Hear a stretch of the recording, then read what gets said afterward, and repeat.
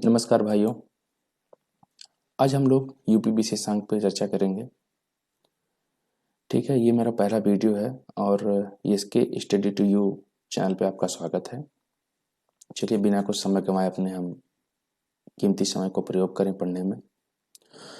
तो उत्तर प्रदेश को हम देखते हैं कि कौन कौन से यहाँ पॉइंट हैं और ये मैप बेहतर तरीके से देखिए, सारी चीज़ें दिख रही हैं यहाँ पर। आप इंगित करके मैं आपको दिखाऊंगा कि कौन कौन से जनपद किस प्रकार से कैसे कैसे क्या कर रहे हैं। उससे पूर्व आप थोड़ा उत्तर प्रदेश के बारे में जान लीजिए कि क्षेत्रफल की दृष्टि से उत्तर प्रदेश सबसे पहले आपका क्षेत्रफल दृष्टि से राजस्थान है, उसके बाद मध्य प्रदेश है, उसके बाद महाराष्ट्र है और चौथे नंबर पे उत्तर प्रदेश है। ठीक है, तो चौथे स्थान पे है। और जनसंख्या की दृष्टि से भारत में पहले स्थान पर उत्तर प्रदेश है। उत्तर प्रदेश की बारे में जानने से पूर्व उत्तर प्रदेश की आप सीमाओं के बारे में जानिए, कौन कितने से जनपद हैं, क्या क्या कैसे सारी चीज़ें होती हैं। ठीक है, तो हम इसको देखने हुए चलेंगे। तो सबसे पहले हम देखते हैं उत्तर प्रदेश का अक्षांशीय विस्तार कितना होता है। तो मैं मुंह से बोल रहा हूँ। उत्तर प्रदेश का देखिए अक्षांशीय विस्तार जो होता है वो अक्षांश देशांतर तो आप समझते ही होंगे कि यदि कोई आप गोला बना दीजिए। एक सेकंड रुक जाइए। ठीक है, हम आपको अक्षांश और देशांतर के लिए अलग से क्लास लेकर के सेपरेट क्लास आएंगे तो वहाँ पर आपको बताएंगे। वैसे आपको बता दें कि अक्षांश और देशांतर रेखाएं काल्पनिक रेखाएं होती हैं। इनका कोई व्यक्तिगत जो है, यदि आप पृथ्वी पे देखेंगे तो कोई अपना जो है ये वजूद नहीं होता कि एक पाई पारी गई है। ये अपना जो होता है ये काल्पनिक रूप में माना जाता है समय और स्थान को सही रूप से मापने के लिए। ठीक है, तो जो उत्तर प्रदेश का अक्षांशीय विस्तार है 23 डिग्री 52 मिनट नॉर्थ से लेकर के 30 डिग्री 24 मिनट नॉर्थ तक है। ठीक है, 23, मैं फिर से रिपीट कर रहा हूँ, लिख लीजिए आप, पेन और कॉपी ले लीजिए। 23 डिग्री 52 मिनट से लेकर के 30 डिग्री 24 मिनट नॉर्थ तक इसका जो है अक्षांशीय विस्तार है। ठीक है, तो चलिए हम देशांतरी विस्तार देख लेते हैं। देशांतरी विस्तार इसका 77 डिग्री 5 मिनट पूर्वी देशांतर। उत्तर और पूर्वी को मैंने इसलिए बोला है जो कि भारत जो है ये किस गोलार्ध का देश है बताइए आप। भूगोल में तो इतना कम से कम पढ़े ही होंगे कि भारत किस गोलार्ध का देश है। ठीक है, तो उसी के अकॉर्डिंग जो है भारत उत्तर पूर्वी गोलार्ध का देश है, जो कि वो उत्तरी गोलार्ध में है ना और पूर्व दिशा में है, इसलिए भारत को उत्तर पूर्वी गोलार्ध का देश कहा जाता है। तो इसी के अकॉर्डिंग जो है उत्तर प्रदेश का अक्षांश और देशांतर भी डिनोटेड किया जाता है। ठीक है, अब थोड़ा हम देख लेते हैं उत्तर प्रदेश से कितने राज्य सीमा साझा करते हैं। तो उत्तर प्रदेश से 8 राज्य और एक केंद्र शासित प्रदेश सीमा साझा करता है। ठीक है, कौन कौन से राज्य हैं? 8 राज्य और एक केंद्र शासित प्रदेश जो है सीमा साझा करता है। मैं देखिए अब बारी बारी से आपको दिखाऊंगा। सबसे देखिए उत्तर में आपका हिमाचल प्रदेश ये रहा, देखिए यहाँ पर हिमाचल प्रदेश है। दूसरे नंबर आपको उत्तराखंड है। ठीक है, उसके बाद देखिए नेपाल है, एक राज्य है। 8 राज्य और एक स्टेट, मतलब यहाँ आप देश कह सकते हैं, स्टेट ठीक नहीं होगा, स्टेट तो उत्तराखंड होता है, राज्य को ही स्टेट कहा जाता है। तो 8 राज्य, एक केंद्र शासित प्रदेश और एक देश सीमा साझा करता है उत्तर प्रदेश से। तो 8 राज्यों में से हमने पहले किसको देखा? हिमाचल प्रदेश को देखा, उसके उत्तराखंड को देखा, ये तो नेपाल देश ही है। ठीक है, उसके बाद यहाँ नीचे आ जाइए आप, यहाँ पे ये वाला कोने पे ये देखिए, यहाँ पे बिहार है। अभी मैं आपको बताऊंगा बिहार से कौन कौन जनपद, देखिए यहाँ पर डायग्रामिक स्टेटस जो है बन गया है। ठीक है, उसके बाद यहाँ पे देखिए झारखंड, तो 1 2 और इसके बाद यहाँ पे 3 और यहाँ पे 4 4 हो गए हैं। अब यहाँ पे देखिए पांचवा आपका छत्तीसगढ़ है। ठीक है, और छत्तीसगढ़ से मध्य प्रदेश अलग हुआ है, तो ये कौन सा हुआ? छठा हुआ। उसके बाद देखिए मध्य प्रदेश सबसे ज़्यादा सीमा साझा कर रहा है, इतना बड़ा मध्य प्रदेश यहाँ पे सीमा साझा कर रहा है। ललितपुर जो है यहाँ पे इंटर किया है अंदर। छठा, सातवां आपका राजस्थान, आठवां आपका हुआ हरियाणा। 8 हो गए। तो उत्तर प्रदेश के 8 जनपद, एक राज्य और एक केंद्र शासित प्रदेश। यहाँ पे देखिए ये दिल्ली है।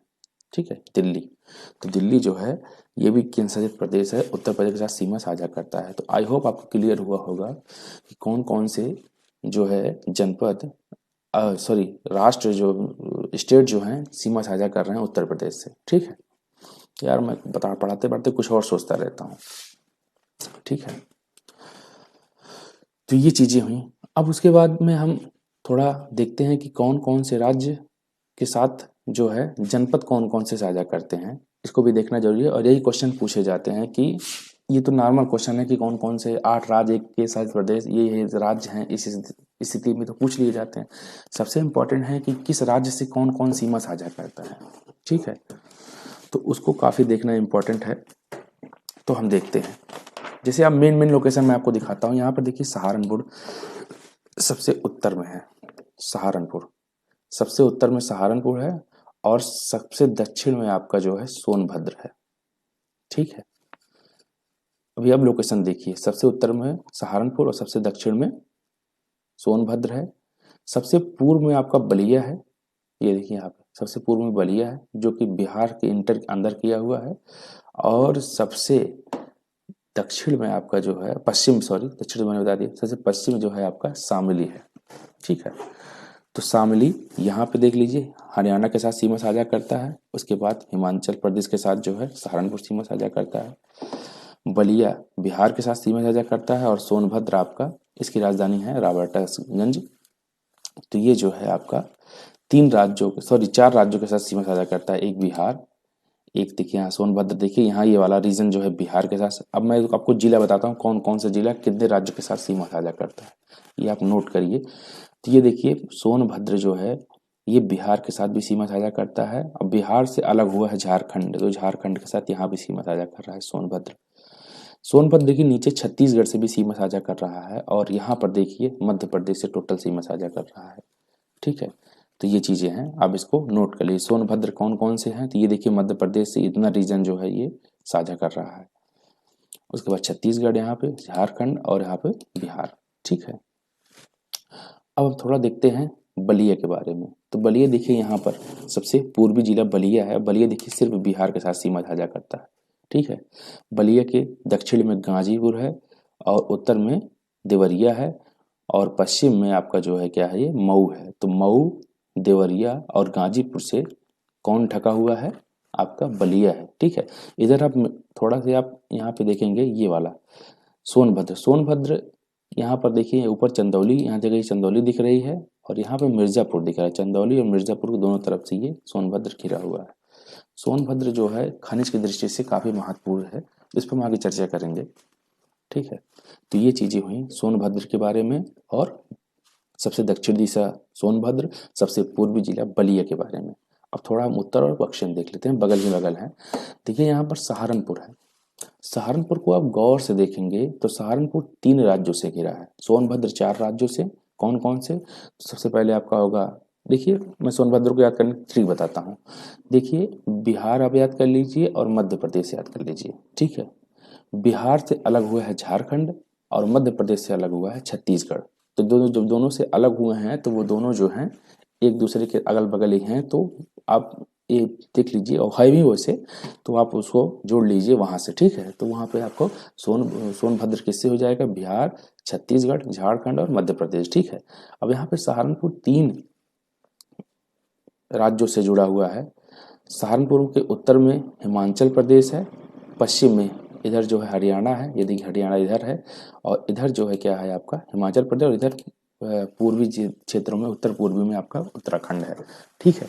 तो ये चीज आप इसको याद कर लीजिए कि हिमाचल प्रदेश से 3 राज्य जो है साझा करते हैं सीमा, ठीक है। अब यहाँ पे देखिए थोड़ा शामली को देख लेते हैं। ये देखिए शामली के साथ हरियाणा सीमा साझा करता है। सबसे जो है पश्चिमी जिला शामली है, और यहाँ पर हरियाणा जो है सीमा साझा करता है, ठीक है।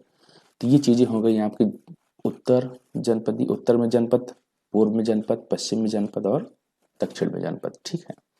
अब हम थोड़ा देखते हैं राज्य में कौन कौन सा राज्य कौन जो नेपाल के साथ कौन कौन से जनपद जो है सीमा साझा करते हैं, राज्य के साथ कौन कौन सीमा साझा करते हैं, उसको भी देख लेते हैं इसी के साथ। तो ये देखिए यहाँ पर एक सेकंड, लैपटॉप जो है, हाँ ठीक है। हिमाचल प्रदेश के साथ कौन सा जनपद सीमा साझा करता है, सिर्फ एक, कौन सा, सहारनपुर, ठीक है, बस यही एक है। उसके बाद यहाँ पे देखिए उत्तराखंड के साथ कौन कौन सीमा साझा करता है, तो देखिए यहाँ पे सहारनपुर एक है। उसके बाद यहाँ नीचे देखिए ये मुजफ्फरनगर 2, बिजनौर 3, और उसके बाद मुरादाबाद 4, और उसके बाद रामपुर 5, यहाँ पे देखिए बरेली 6, पीलीभीत 7। ठीक है, तो एक जनपद पीलीभीत सबसे, यहाँ पे देखिए अब यहाँ पे ये नीचे की तरफ इस तरह इस तरफ क्या होगा, पूर्व होगा। ठीक है, तो पीलीभीत उत्तराखंड के अकॉर्डिंग मानेंगे तो ये पूर्व होगा। ठीक है, तो ये पीलीभीत, ये आपका बरेली हो गया, ये आपका रामपुर हो गया, ये आपका क्या हो गया, मुरादाबाद। ठीक है, बिजनौर, मुजफ्फरनगर और सहारनपुर। अब कैसे याद करेंगे, सहारनपुर, मुजफ्फरनगर, बिजनौर, इसको कई बार याद करना पड़ेगा। आप पढ़ाते हुए अगर आप किसी को पढ़ाइए और याद करिए ज़्यादा बेटर होता है। ठीक है, तो ये है सहारनपुर, उसके बाद आ जाता है मुजफ्फरनगर, उसके बाद बिजनौर, बिजनौर से ही गंगा माँ निकलती हैं। ठीक है, रामगंगा भी यहीं से निकलती है। तो सहारनपुर, मुजफ्फरनगर, बिजनौर, मुरादाबाद, रामपुर। ठीक है, ये देखिए, और यहाँ पर बरेली और पीलीभीत। ठीक है, तो सहारनपुर, मुजफ्फरनगर, देखिए मुजफ्फरनगर का हल्का सा कोना मिल रहा है यहाँ पे, देखिए ये वाला रीजन है। ठीक है, तो सहारनपुर, मुजफ्फरनगर, बिजनौर, मुरादाबाद और रामपुर, बरेली, पीलीभीत। ठीक है, पीलीभीत, बरेली, रामपुर, मुरादाबाद, बिजनौर, मुजफ्फरनगर और सहारनपुर।